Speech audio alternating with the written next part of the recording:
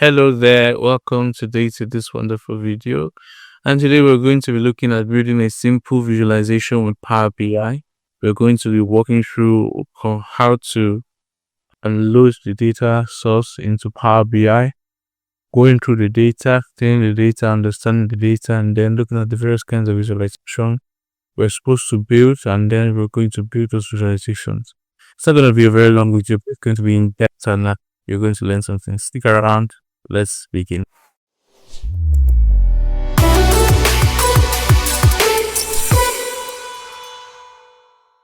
So firstly, you need to hop onto your PC and open Power BI. If you don't have Power BI on your PC, you can go to the Microsoft Store and download Power BI from the Microsoft Store. So we can just open the Microsoft Store here, and then in the search pane, you can just type in Power BI, and then from there you could install it. It's a free software, so you don't need to pay any amount of money to get it installed on your PC. As far as you are using a Windows PC, you don't need to pay anything, so it's a free software. Once you get onto Microsoft Store, you could install the software and then more. Alright, I already have it installed in my machine, so we're just going to begin working with it. So just open this Power BI.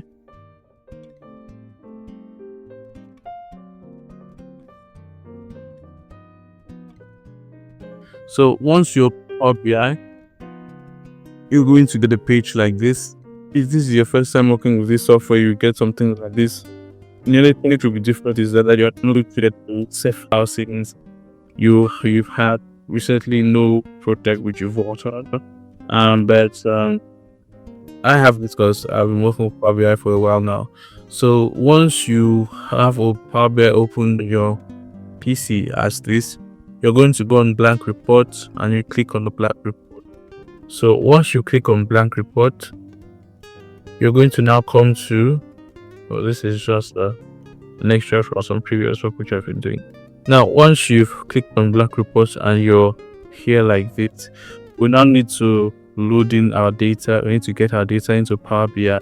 Now you could get data from an Excel workbook, you could get data from a database, maybe an SQL server, or maybe any other kind of server. We are non-SQL server, it's possible to get it in here. And you could also get data from a text document, a TXT document, or a CSV document. So currently we are going to be loading our data today from a TXT document, which is kind of the same like a CSV document. So we just need to make sure our delimiter is set correctly. So once we've selected the document, we're going to get a preview of what is there. So here, and the delimiter was chosen automatically. I'm going to show you a preview of how this document, let me just show you a preview of how this file is. So you can see this is how it is now. My computer uploaded with my notepad. So this is how it is, definitely. Initially, the delimiter which was used in this data was the colon. Normally, CSV files or TXT files are not going to use comma as a normal delimiter. It's pretty much standard for most data sources, but in this case, the column was just our delimiter. So, Power BI was able to instinctively identify that the delimiter was the column. That doesn't happen, then would need to go through to make sure that the right delimiter was selected. Maybe in the further video or in another video, we're going to look at that, how to work with that error or how to rectify that error if the data source you're using has delimiter error basically. So once it's like this, once you get this preview like this, and then you've checked it and everything's okay, then you can load the data.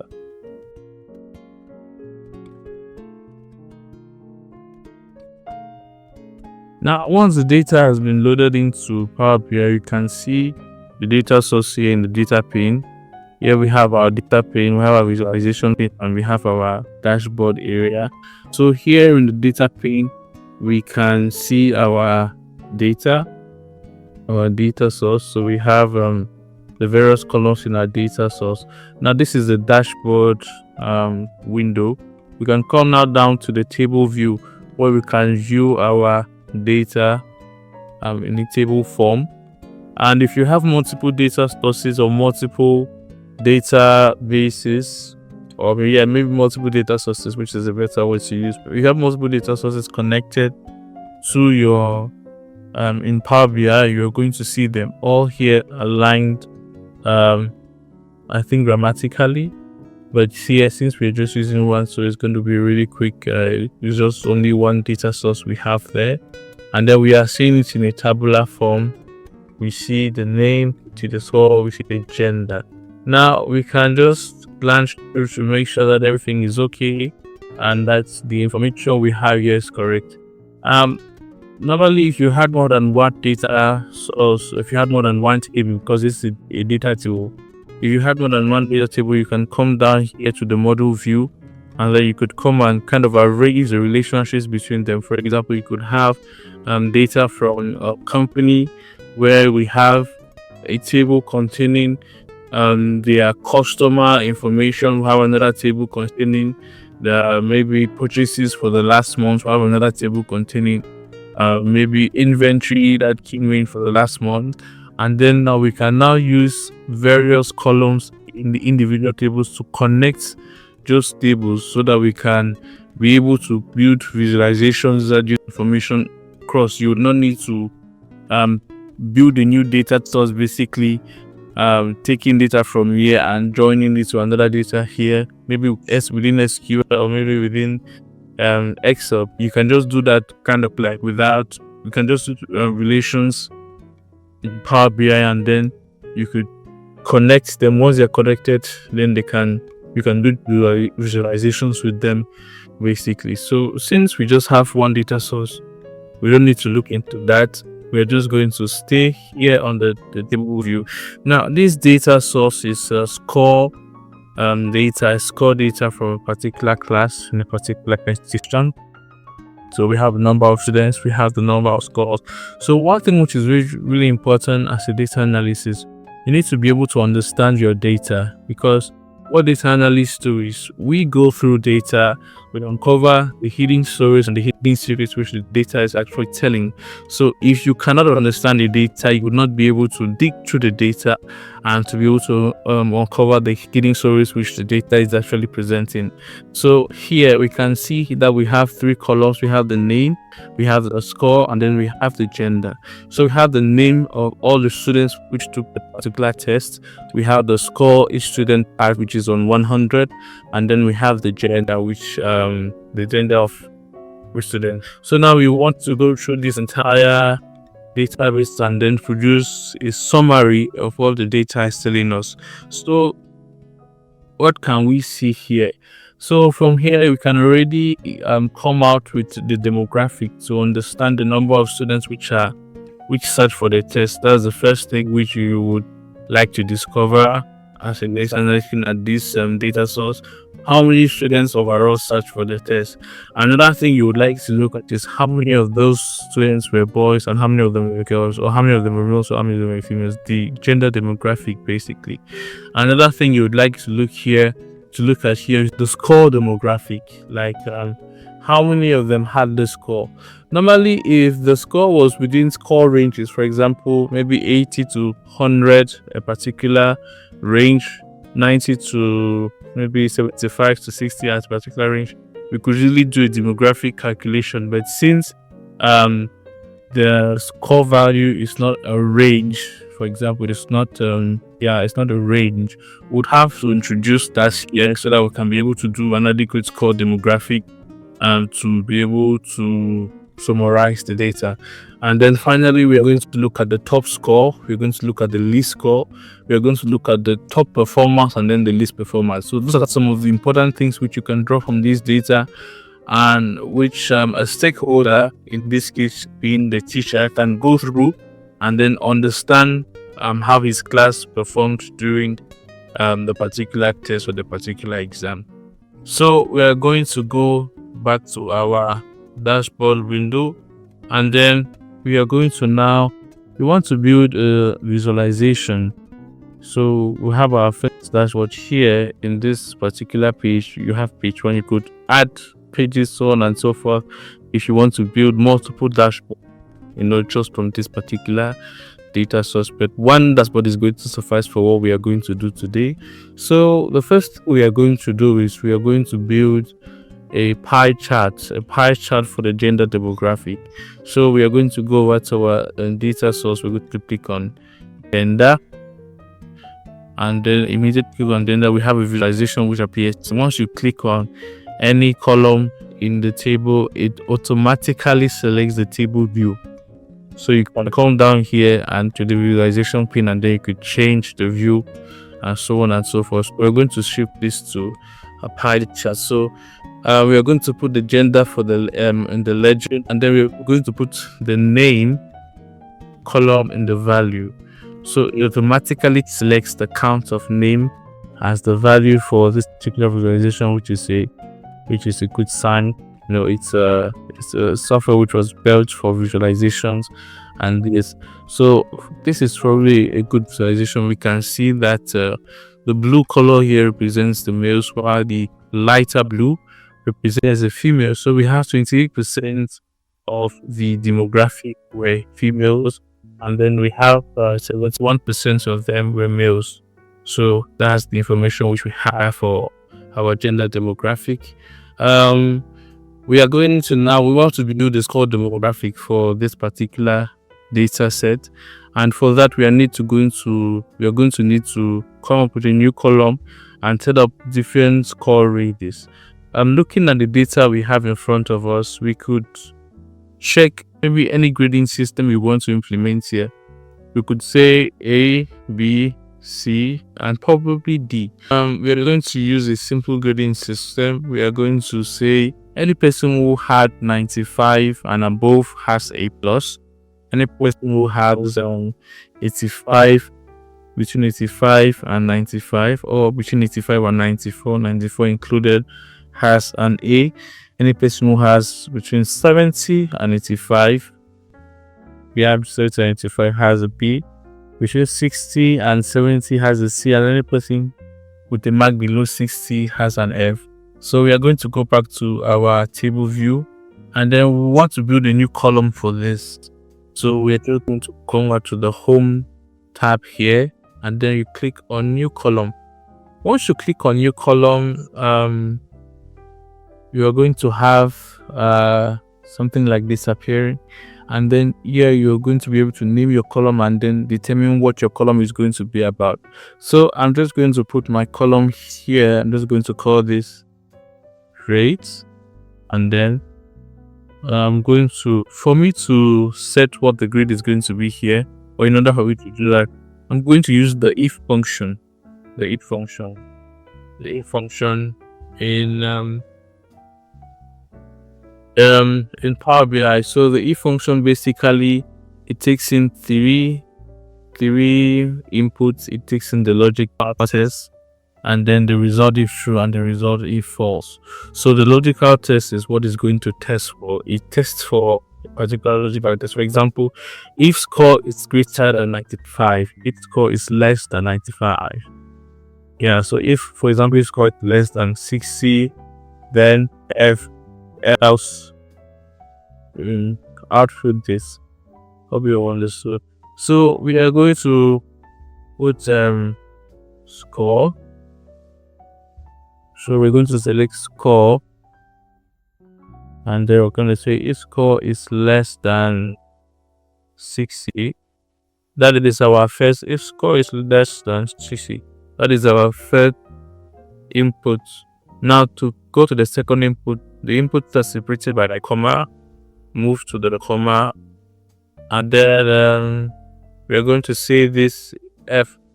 Since F is not F, it detects, we need to include it in inverted commas so that Power BI knows that we are talking about a text and we are not talking about an inbuilt function, because if I don't include the inverted commas and I just write F, we're going to Power BI is going to think I'm talking about a function, but that's not what I'm talking about. So I'm talking about the letter F. So I need to put this in inverted commas so Power BI understands I'm talking about the letter F. Then I have 1, 2, 3, 4, 5 clauses. Since I have 5 clauses, I am not going to close this if function here. Now for the last input of my if function, I'm going to start another if function.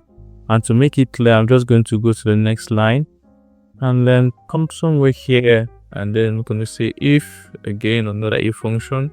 His score, you select the score and column.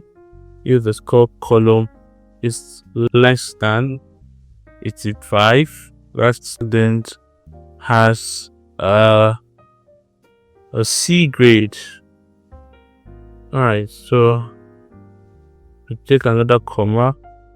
We still go again for the third clause, if, and then again we enter another score column. If the score column is less than, that was supposed to be, the other one was supposed to be 70. So this person would have a B grade. So I'm just supposed to switch this to 70, and then coming down here, you're going to close this with another comma. So we are moving to the next clause, which is if score. So if score is less than 95, you see that person has an A. And then now, since we are moving to our last clause, we don't need to say if. We can just close this because it's like an else statement. If you're familiar with programming, we can just say else A. What's that? A plus. Yeah, and then here now. Oh, sorry, that has to be in inverted commas. If not, probably I would not understand what I have written. Alright, so, and then I'm just going to close this here. Now, you see, we started with a main if statement or a main if function, which took 3 different inputs. So the first input is the argument which it checks. The second input is the result if the argument is true, and then the next input is the result if the argument is false. So this function is going to basically do is it's going to go through our data set and it's going to check if the score is less than 60.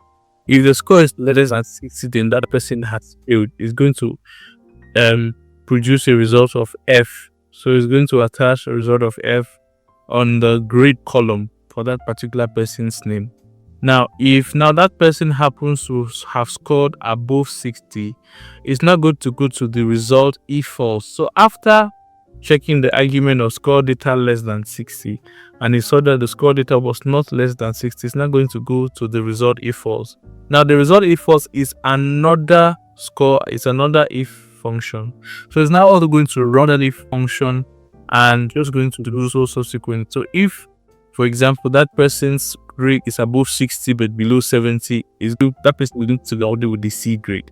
Now, if that person's grade is above 70 but below 85, the person will be awarded with B grade, and so on and so forth. So now, we have used a couple of brackets, many functions. So we have to close each function to ensure that our column of our raw DAX. By the way, this is called a DAX function. What we are writing right now is called a DAX function. We need to close each individual function in our DAX function to ensure that the DAX function works properly. If not, we are going to have a problem. For example, as it is this two, if I should click enter, it works, but it added the other brackets automatically. Oh, I never knew you could do that. So, but normally it's good. You should always close all the individual functions in your DAX functions to avoid problems. This is a very simple function and it's not complicated, and Power BI to automatically close all the functions for us. I've worked on projects where the DAX functions which were very complex, I bet you Power BI will not be able to close the brackets for you if you don't understand. You would not even be able to close the brackets for you. You have to be able to do that yourself because the functions were kind of very complex. All right, so since we are done with that, we are just going to, from here we can just go through our data. Here, this is a filter, by the way. When going through your data, you can come and check to make sure that all your data matches. For example, it's text data, so you can, that is a text file. But yeah, everything is a whole number, so we can just come here, go through it to make sure that all the data in there is whole numbers. Here you also have text, which is just male and female, and it's very okay for the demographic. And then finally we'll come for the Greek. So now we've seen that for this particular column we have exactly 5 entries, which is A plus, B, and C. Oh, that's not a problem. Nobody has F. There was F in our data function, but it seems nobody has an F in this particular demographic, which is a good thing though.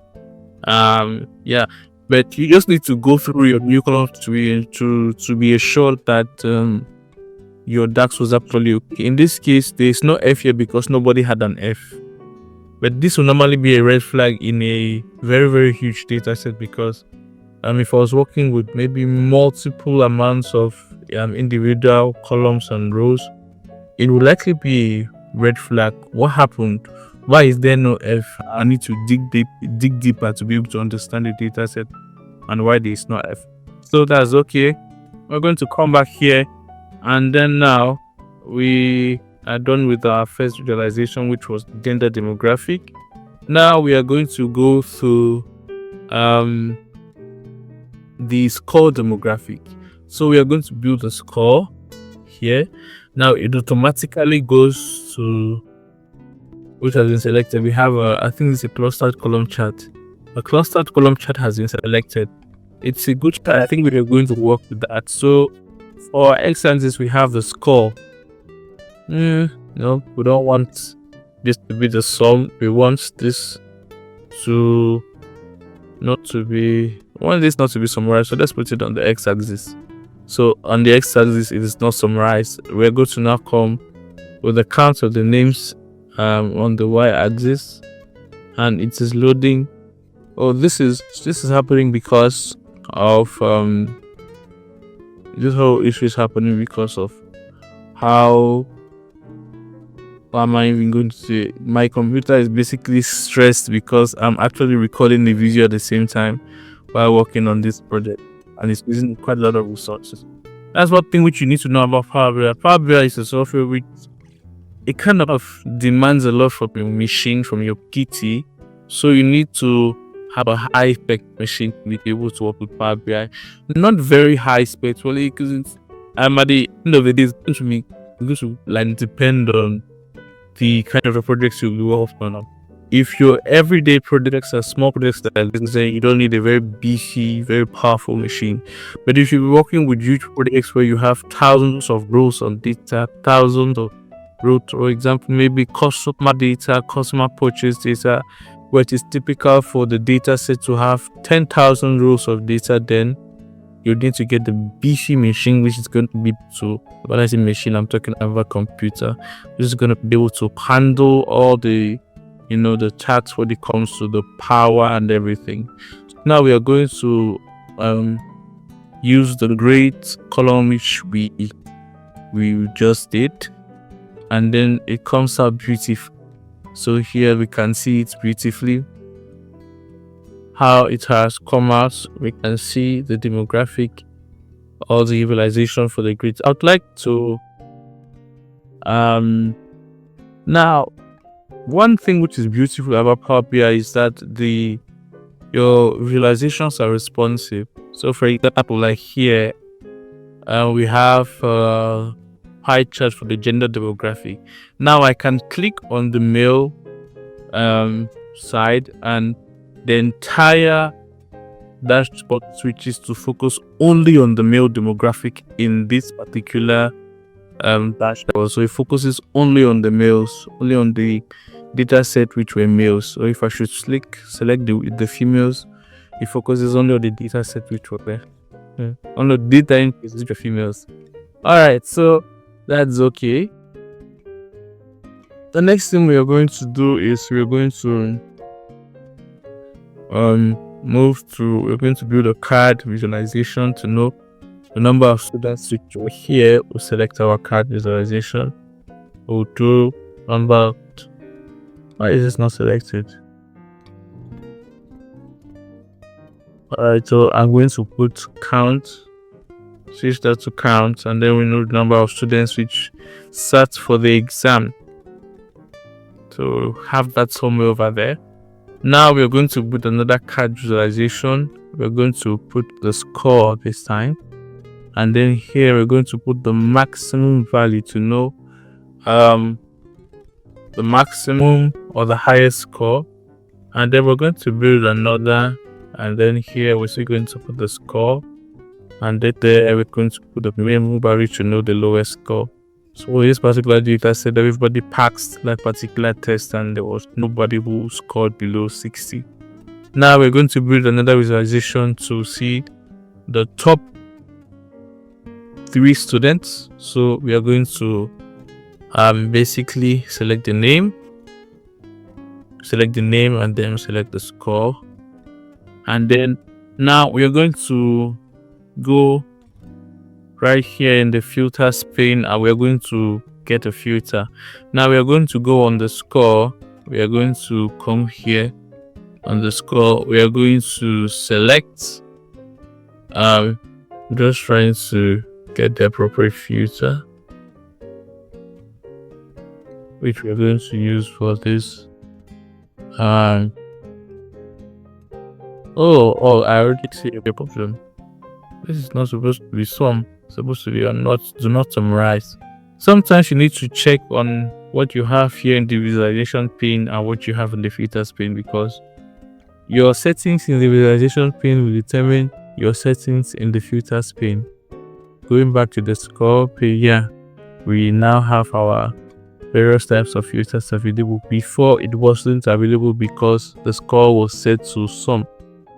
When the score is set to sum, well, it is somehow still available. Well, that's not a problem. So we're just going to go back to not summarize, and then it wasn't available, but the score was available for the name.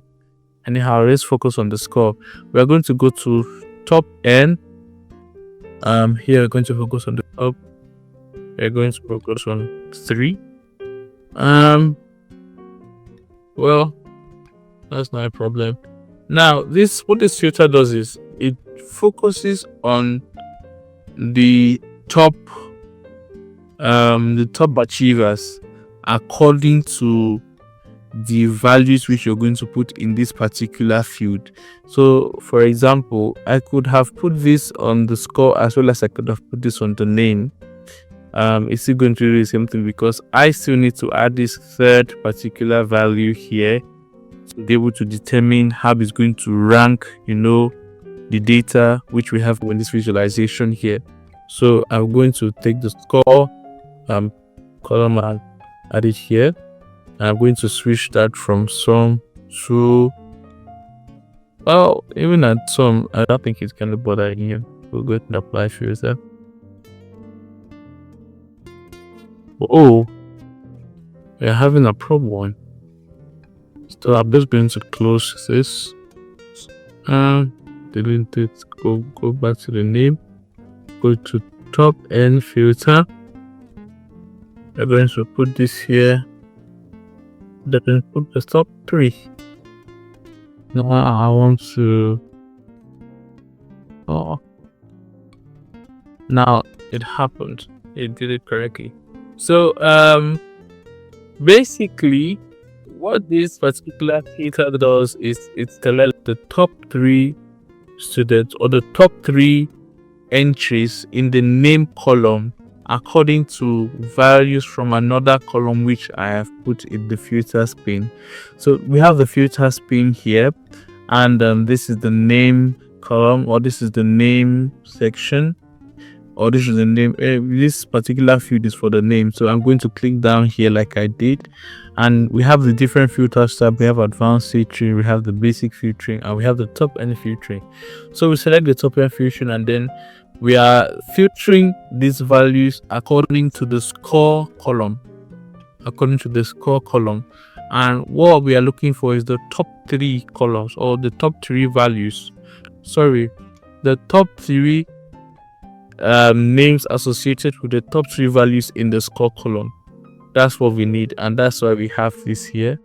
Now we could put this here, and then we could build a visualization, a clustered column chart with this, where we have the score. The name should be here, not well, that's okay still. Well, that's still okay, that's not a problem. So we have the top 3 achievers, or the top 3 students. We have James, Williams, and Louis. These two we're going to arrange that, so it's going to be better to, and then we are going to now do the same thing, but now with the bottom score. So we're just going to come here and then go back to the top end, go to the bottom 3 according to the scores, and then click on apply. Now here we are looking at the bottom 3, but it happens to be that there are more than 3 entries here that do not have, there are more, the bottom 3 entries there are more than 3, because we have about 6 entries here which have the same particular value according to the row we choose, which is a score. So we have, instead of 3, we are going to be ending up with all the values which have the same score for the bottom, or for the last, or for the least value anyway. So what we wanted here is just the names of the students which had the least score. Now we could leave this as a table, which would still serve its purpose, or we could also build another cluster column chart with this, which is just going to be wonderful. And then we could expand its size here. Now, one thing which I like doing here is I always like setting a legend. Normally you could switch and we could always see the difference here by switching, but sometimes it is good to have an understanding of the entire demographic just by taking a glance at just by looking at the dashboard without you needing to do any switching. So we are going to put the legend for each of our visualization to be the gender. Oh, in this case, this is not a really pretty change. Let's look into this. We have the same thing, have the symmetry. We're just going to leave it as is for now, and then we'll use the gender. So we are going to leave our visualization as is for now, and then we are going to use the gender visualization to toggle between the male and the female of this particular class. Now we want to arrange our dashboard with our visualization, and we want to make our dashboard appealing and look nice. So the first thing we're going to do is we're going to click on the gender demographic pie chart. We're going to go back to the visualization pane and click on format your visual.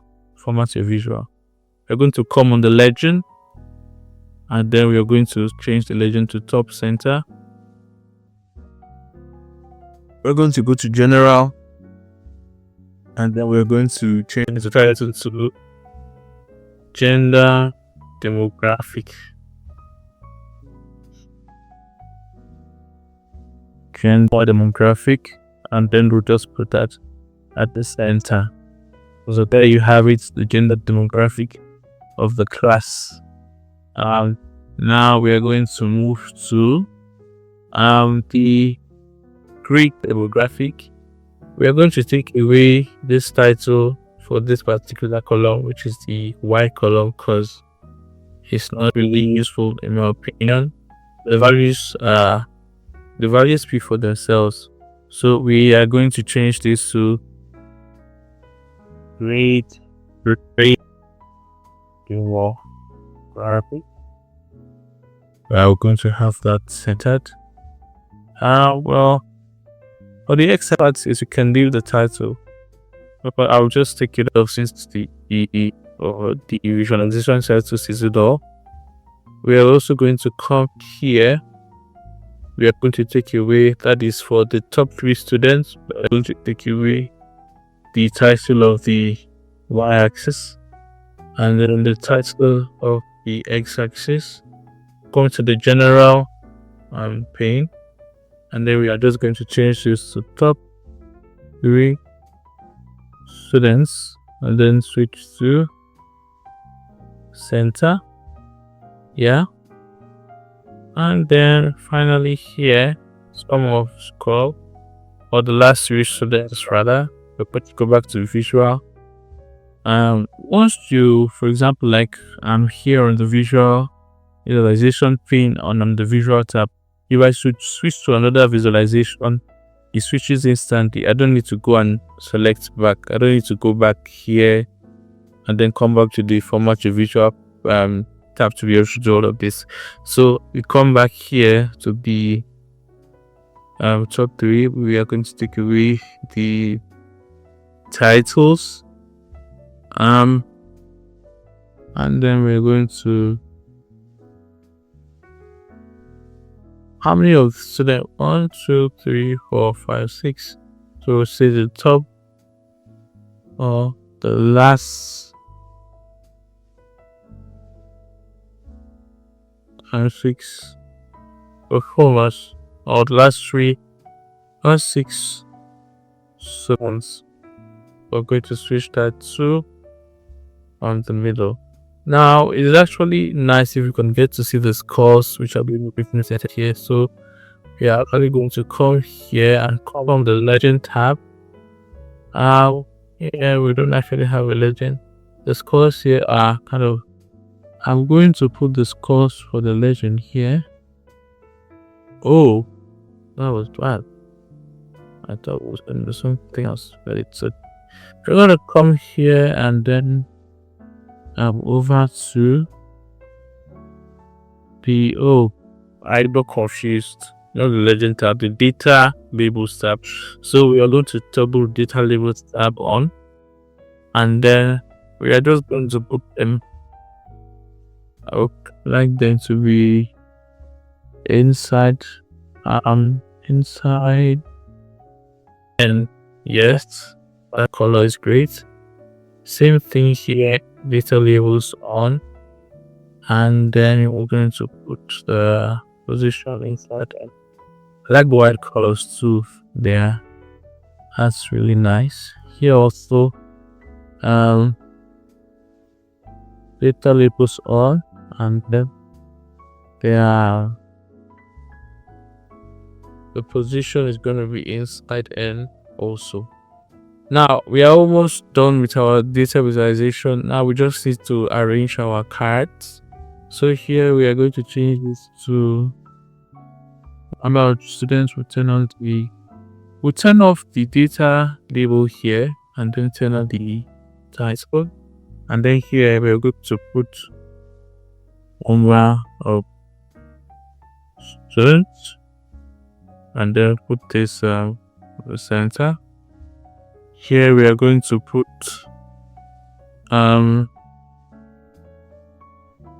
highest score. We are going to centralize this, and then turn up the data label, and then we'll turn the data label here, and then go to turn out the turn on the target, and then we are going to try to this the least score or the lowest score. Let me use lowest, keep in lowest score centralized. How about centralized? Yeah, so that's okay. Now visualization is looking okay. All our visualizations are okay. We just need to make our dashboard to look neat and to look neat, basically, and to look in a professional manner, to look professional, not in a professional manner. So we're going to come over here to insert. We are going to insert a shape. Not really shape. I mean, just delete this. Come here to a shape. We're going to add a shape. I'm going to have to change the color though. Let's say shape, no, properties. Star rather. We're going to change the color to favorite, kind of like light shade of gray. A light shade of gray. We're going to expand it, and then we're going to go to formats, and then we're going to tailor this to the back. Take out guess. So what usually we do that here, I don't just see here the visualizations we expand as part in the video. Now what we need to do is make sure our visualizations, we just need to set all the things in an attractive or professional manner. So I'll reduce the size of some of these visualizations so we can have space for writing. Now we could have this somewhere here. We can have the lowest score. Let's see and make it match the take away from there. Like it matches all that here. So that it wants to be basically the same size. So we come here. We're going to reduce it. Okay, so this is okay. Now we are going to do something similar here. Yeah, I'll just also increase size. Click out whatever. Whenever you click on the table at the back, just click out on the dashboard line, you will get to recover. So we bring this down to the same,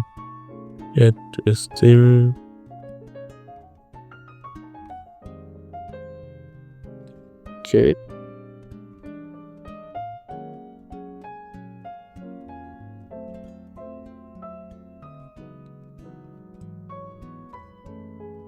Now that is looking good. Finally, we are going to insert the text. We are going to enter the text box here with text. So for example, we can say this is results for grade 5 biology exam. Let's say grade 5 biology test.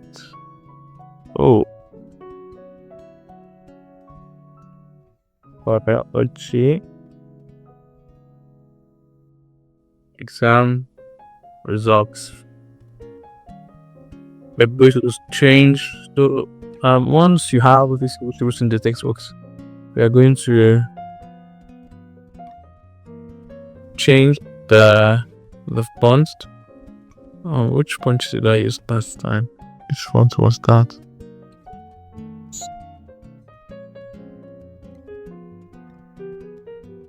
Yeah, I think this is a good point. So, rather attention to increase the size.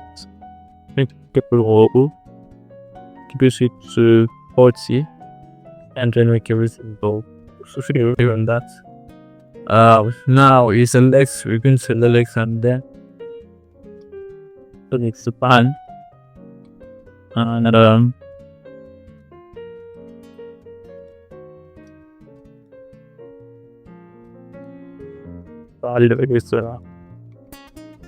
yeah.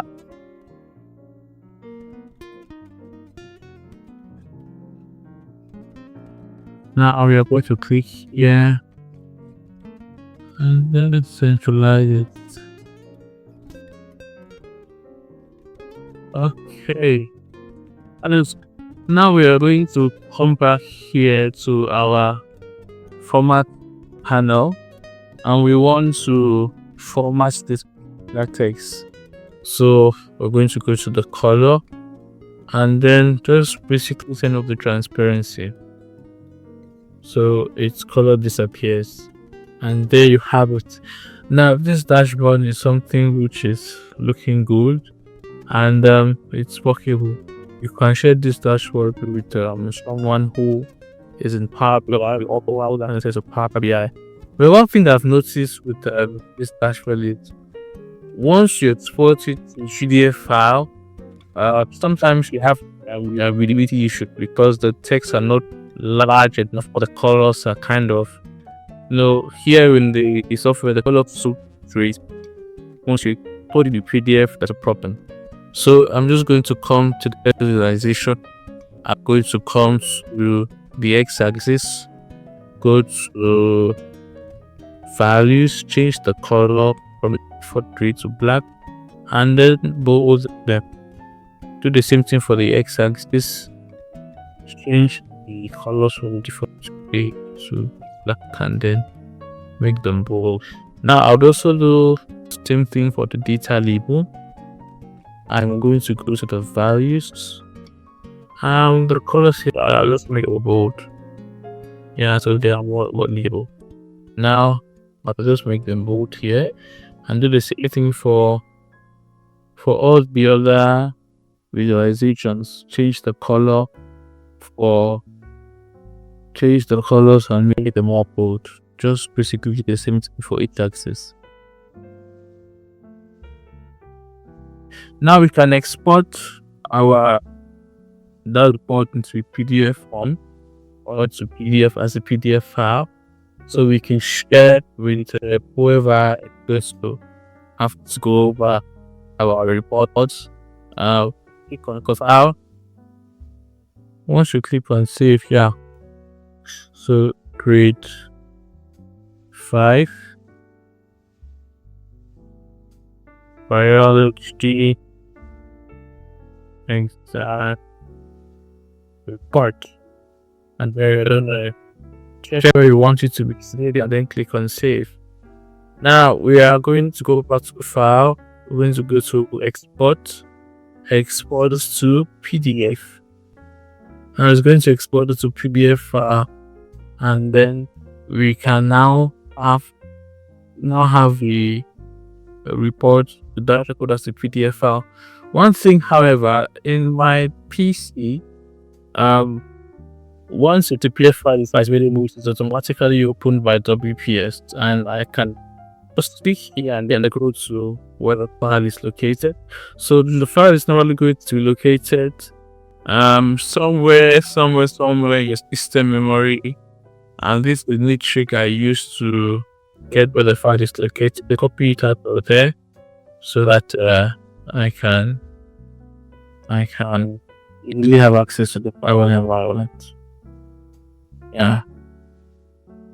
Just to close it here. Again. Now that particular dashboard can be shared with anyone at any time. So basically